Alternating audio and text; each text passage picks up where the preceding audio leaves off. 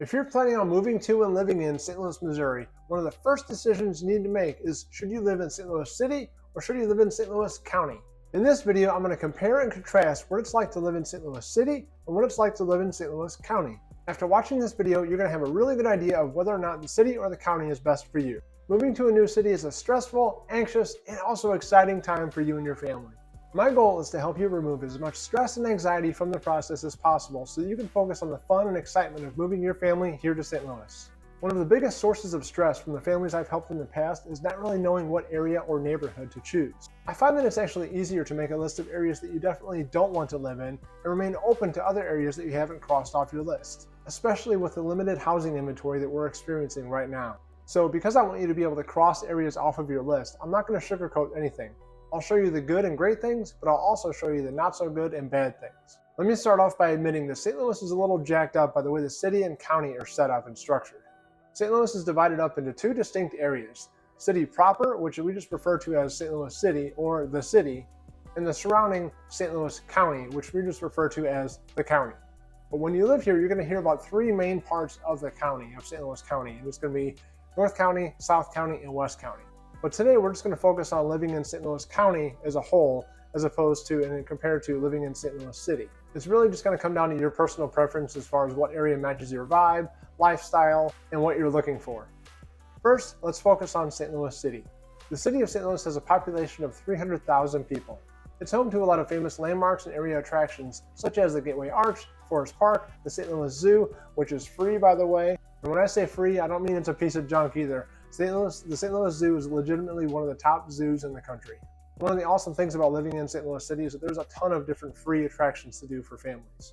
A few other attractions you're going to find in the city are the St. Louis Art Museum, St. Louis History Museum, the City Museum, which is kind of like a museum for kids, and the City Museum is like creativity on steroids.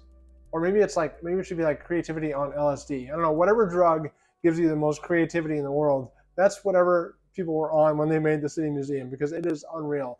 It's such a creative space. It is so much fun for kids. Your kids are going to love it if you have kids that love adventure and kind of just digging in and exploring different things. And let's see, what else does the city have? The Missouri Botanical Gardens is a great spot to go and visit. There's the Muni in Forest Park, which is like basically an outdoor theater where they put on a lot of different classic musicals and plays. My family and I, we went to see The Music Man years past, and then we saw The Sound of Music last year. It's just a really kind of neat, cultural experience for the kids.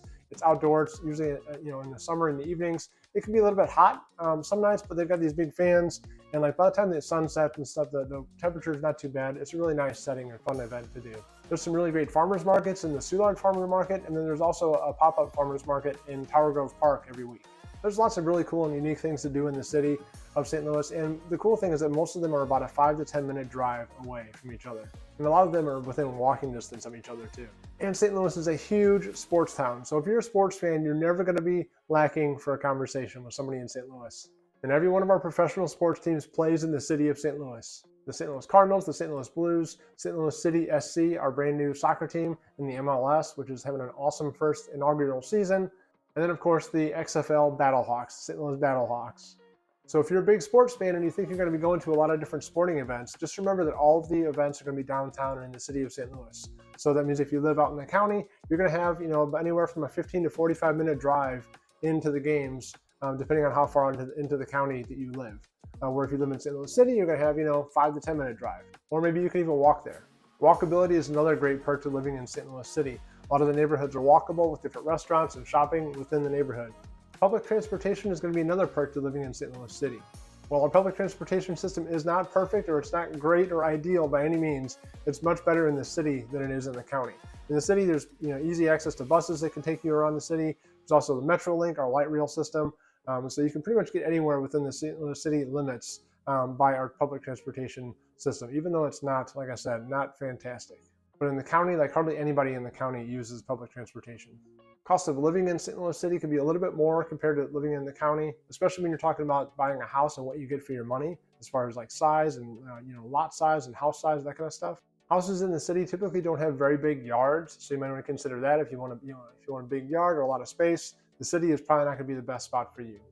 Houses in the city are built really close together, just that's just how they built them back in the day. And I'm talking super close. A lot of neighborhoods, it's pretty common to where if you're standing in between the neighborhoods or in between the two houses, you can literally, like, especially me, I'm 6'3", I can literally like stand there and like put my hand on each house. Like, the houses are like, between 5 and 6 feet apart in some neighborhoods. In many neighborhoods, it's very common actually. So like, you could be upstairs and like you got a side window in your house, in your bedroom. You can look out your bedroom window. This isn't exaggerating at all.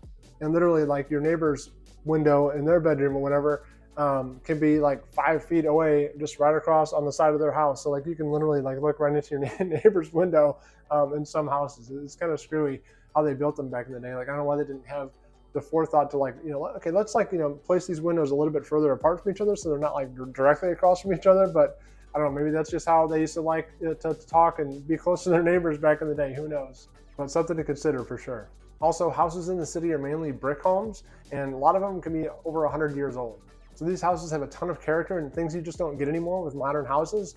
Things like woodworking and the trim and the crown molding and the different built-in shelvings, stained glass windows, like the arched doorways, a lot of really cool things like that. Hardwood, original hardwood floors, just really cool character pieces that make the home feel warm and cozy and just give it that extra character.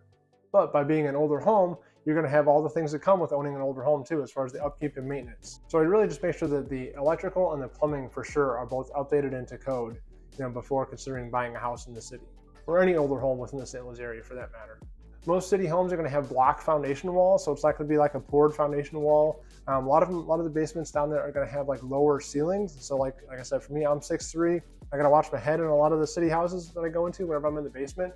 It's like, if you're hoping to have like a finished basement, like a rec room or something like that, some houses may not allow for it just because of the height of the ceiling or just like the way, the walls are. It's just kind of difficult to finish some of those older basements like that. So definitely consider that as well when you're looking at a house in the city. In many city homes, you're not going to have an attached garage. So the garage is going to be detached, like across from the backyard in the back. So you're going to have access through an alleyway that goes kind of behind 2 rows of houses. So basically, you're going to have to drive around the back of the house, pulling down the alley and then into your garage, and then get out of the car, close your garage door, and then walk across your backyard to get into the house. So in the city, you're going to see a lot of houses, a lot of cars park along the streets in the city, just because it's kind of easier, just to park in the front of your house and walk right in instead of pulling around to the back of the alley. The alleys, I'm sure, get used a lot in the summertime, like for overnight parking, or in the summer, like, to avoid the hot heat, or in the wintertime, obviously, whenever it's going to snow or, frost or freezing rain, stuff like that. Garage ports are also very popular in the city, and basically what a garage port is basically it's a covered carport with a garage door for security. And so like from the alleys and from like the the front of the garage port, it's going to look like it's a regular garage because it's going to have sidewalls that kind of surround the garage door, and then it's going to be tied into the fence that goes into the backyard. So it's it keeps that security from the alleyway, so people can't just walk in and get access to your car. But like once you get into the backyard, it's kind of open besides the covered roof on top, if that makes sense. Garage ports are actually kind of cool, especially like in the spring, summer, and fall when you maybe like, have a backyard barbecue or something, because you can just pull your cars out and it's actually like a covered, picnic area where you can set up tables and, your buffet, and you have all your food and stuff. You can kind of string lights up there and everything. It's a pretty cool, like nice entertaining spot. It ends up kind of, doubling as like a covered patio almost for you in the backyard. Since I touched upon security as far as like the garage ports and keeping your car secure from the alley, let's talk about security as far as crime goes in the city. So St. Louis City is going to have a higher amount of crime compared to the county. Car break-ins, stolen cars, and also garage break-ins are some of your most common crimes committed in the city. Most of the violent crime statistics that are going to come out of the city are coming from a few neighborhoods in North St. Louis City. So one thing about living in the St. Louis City is that even though you may live on a nice street in a nice neighborhood, you can turn out of your street and in many cases just go a few blocks, and all of a sudden you can feel the neighborhood turn over really quickly. You just get a bad vibe. You can see the deterioration of the buildings and the property values and stuff just go down rapidly, and you just get that sketchy feel when you're driving through those areas. One thing I have to say about St. Louis City, and it's something that's not going to show up on any statistics, any maps, or any of that kind of stuff, is that people who live in the city have a real sense of pride for living in the city and for being a city resident. St. Louis County has a population of 1 million people, so roughly 3 times the population of St. Louis City. St. Louis County spans a much greater, much larger area than St. Louis City does. Many St. Louis County neighborhoods have the typical suburb feel to them. So there's going to be a lot of cookie cutter subdivisions in the county as far as like, where a builder came in, maybe, offered like 3 or 4 different floor plans, and that's what they got to choose when they were building the neighborhood. So a lot of the houses are going to look very similar. So you kind of get that feel in a lot of neighborhoods in the county. Now there are some neighborhoods and some subdivisions that have like different unique styles and different, where every house doesn't look exactly the same. But you are going to find a lot of those cookie cutter neighborhoods. I like to call them cookie cutter neighborhoods out there in the suburbs. So stores and shopping and restaurants and that kind of stuff, it's going to be a lot more spread out in the county than it is in the city. There are a few neighborhoods in the county that have like, a walkable downtown area, like a main street where, there's going to be a lot of different shopping and restaurants and coffee shops, that kind of stuff. But for the most part, a lot of neighborhoods and a lot of areas in the county are going to have your shopping, your restaurants, and that kind of stuff. It's going to be like part of like a greater, like bigger strip mall area where you're going to have to, drive to most likely. And typically the cost of living in St. Louis County is going to be a little bit lower as far as the house, the money you get for your house in the county compared to the city. Now, having said that, the neighborhoods that do have like the walkable downtown areas, the closer you get to those downtown areas where it's walkable, the more expensive the housing is going to get as far as like price per square foot. So, it's almost kind of like consider it a convenience tax on those houses, where the closer you are, the more expensive it's going to be to those downtown areas. It is definitely much easier to find houses with a good sized lot and good sized yards and, a little more privacy away from your neighbors in the county versus in the city. So for example, if you really like, I really love the idea of like living in a house that's backed up to woods, or has, woods backed up to my house, so I don't have neighbors right across from my backyard, just a little more privacy. And, if you want something like that, you're going to find it much more easily in St. Louis County versus in St. Louis City. As I mentioned a little bit before, when you live in the county, you're just going to have to get used to that commute into doing any of the cool activities and stuff that are found in the city. The county does have, a lot of different cool amenities and attractions and fun, family fun stuff, lots of great parks, things like that in the county. But just, a lot of the stuff that I talked about in the city, you're going to have to drive to. And even like the parks and stuff, unless you live like in a neighborhood that's right next to a park or right by it, you're going to have to get in your car and drive to it, with the kids in the county. So just kind of consider that. There's not a whole lot of like walkability type options when you live in most neighborhoods and suburbs in the county. When you live in St. Louis County, you're going to have to use your car to pretty much get nearly everywhere, just as far as like shopping and dining, different parks, different bike trails and walking trails. So we've got a lot of great amenities.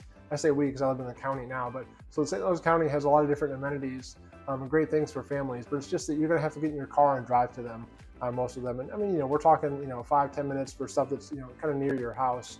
But then like if you're in different parts of the county, you're going to have a, 15 to 45 minute commute because the county is that big. It's, so like basically, for example, where I live in the extreme southeastern part of St. Louis County, and my kids play hockey in like the northwestern part of St. Louis County, it could take 45 minutes for us to get to their ice rink. And we're doing that like 4 times a week. I know, not very smart, but just to kind of give you an idea of how big the county is, from like kind of the extreme southern eastern part to like the northwestern part, it could be a decent commute for you. So basically, while the city has a lot of great attractions that are kind of close by and real close to each other, all the county's attractions and stuff for families just tend to be a little bit more spread out. So you're gonna have to drive more, basically. So if you like diversity, the county is not nearly as diverse as the city. Like the city neighborhoods and stuff just have it's really like a melting pot of different cultures and races and ethnicities and lifestyles. And it's just where everybody kind of feels welcome and is embraced. It's a really cool feel in the city and a lot of city neighborhoods. Where in the county, it's just not as diverse. I wish it was more diverse. Like some neighborhoods in the counties are diverse. I shouldn't just like kind of blanket, the entire county, but just a lot of your St. Louis County neighborhoods and subdivisions just aren't diverse. I wish they were, but they're just not. And last but not least, let's talk about schools. St. Louis County is full of highly rated public school districts. The city of St. Louis, not so much. I've heard things have been getting better over the last few years, but St. Louis City schools are just not where they need to be at this point, in my opinion.